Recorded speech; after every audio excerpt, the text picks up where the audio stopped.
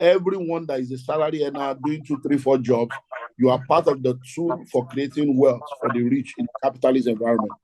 So I will advise people like that to really get the School of Money book, get my book, How to Create Wealth as a Career Person, to help them know what to do and begin the journey to the wealthy place.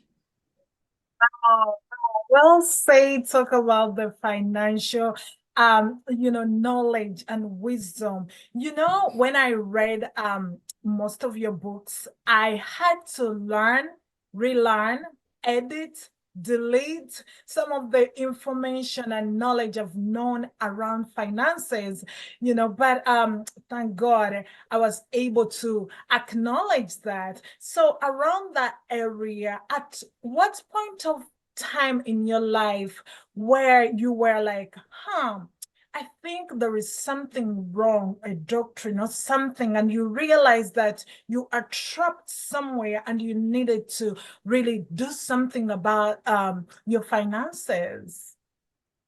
Well, that for me was 1997. In 1997, I came to realize that where I was far below where I was hoping to be. I got married in 1997, and few got married in July, and by October of that year, I realized that something needs to change. I began to cry out to God, and we're expecting our first child. And that was another extra burden, being married, you're not able to take care of the family, then you are expecting a child.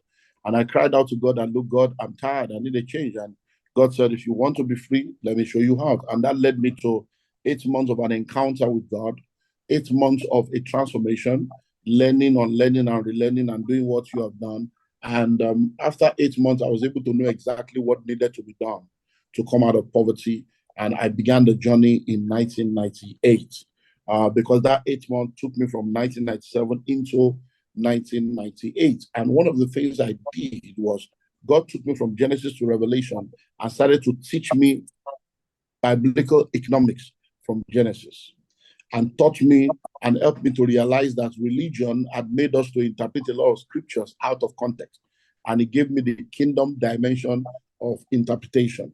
The second thing that I did was that God told me to study the lives of rich and wealthy people, rich and wealthy families on earth, and find out what they did to become rich and how they were able to grow their wealth and how they were able to retain and transfer their wealth to the next generation.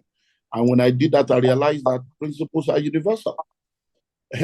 And anyone that can apply the principle will get the result. And I began, and 3 years later, my story changed.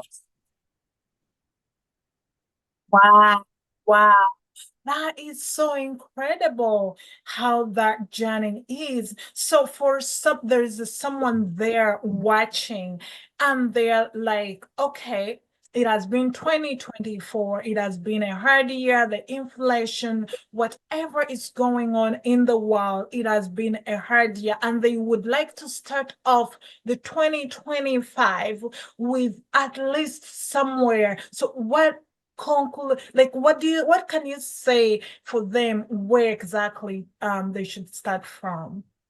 Number one, start with financial intelligence.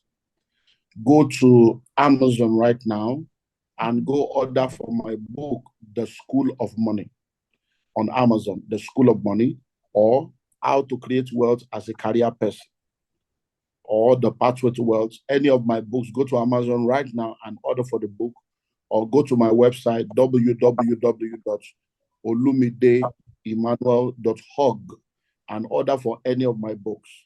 Number two is follow me on all my social media platforms at Olumide Emmanuel on Instagram and X, Olumide.Emmanuel on Facebook, and go to my YouTube channel at Dr. Olumide Emmanuel to watch thousands of free videos that will help educate you, because everything begins with knowledge. It begins with having the right information. That's the first thing I will ask anybody to do. Once you're able to do that, spend this December, Christmas holiday, New Year holiday, to binge on the knowledge and information you get from my YouTube channel, to read those books and create a financial plan for yourself for 2025. Once you have done that, do what you can to also come under my mentorship, just like you, Melissa. When you come under my mentorship, then I'll be able to guide you on a quarterly basis with different masterclass sessions. And then we'll be in Houston, in April for the Conclave Summit. Then they can join us in Houston, and we're going to be able to help them to know how to crack the wealth code. So then it's forward ever, backward never.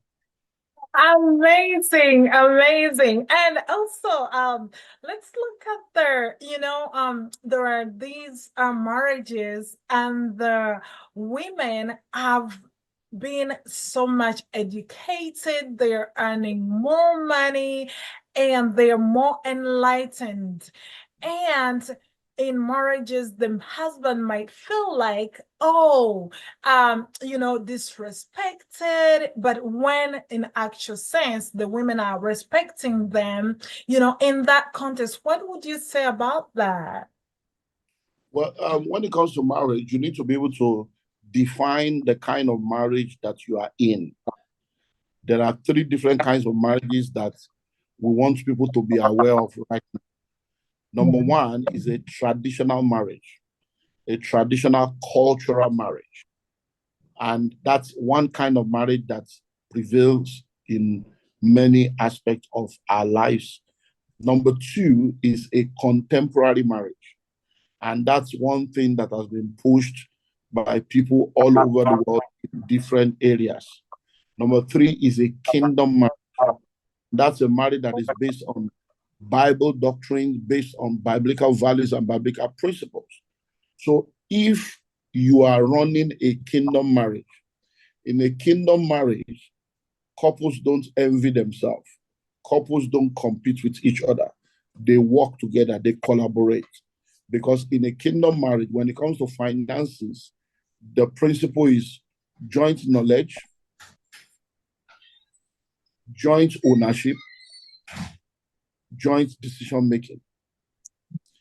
Joint knowledge, joint ownership, joint decision making. So when you are in a kingdom marriage, the husband knows everything that the wife has.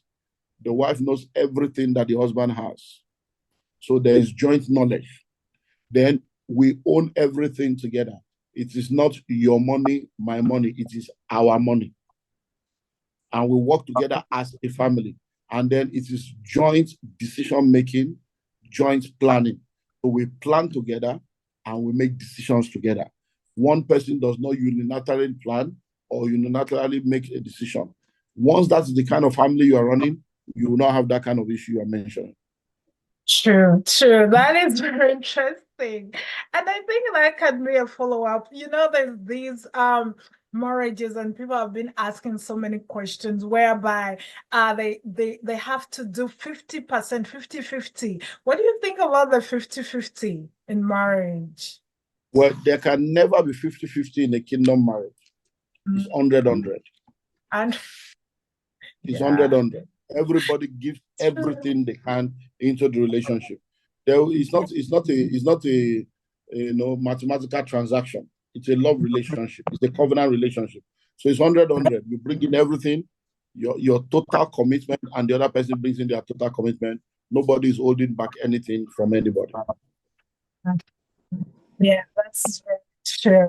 And also, I've been seeing a lot of getting so many questions about, like, people, they are saying that we are being married for so long, we are paying tithe, we are paying we have we are giving tithe, we are giving seeds, we are doing all what we have to do in church, we are working so hard, but still financially we are struggling. What could you say about that? Well, the first thing you need to understand is that God never promised you that because you pay your tithe or you give, you are going to prosper. There is nowhere in the Bible that says that. God wants you to give. Giving is part of your responsibility as a believer. For God so loved the world that he gave. God gave to you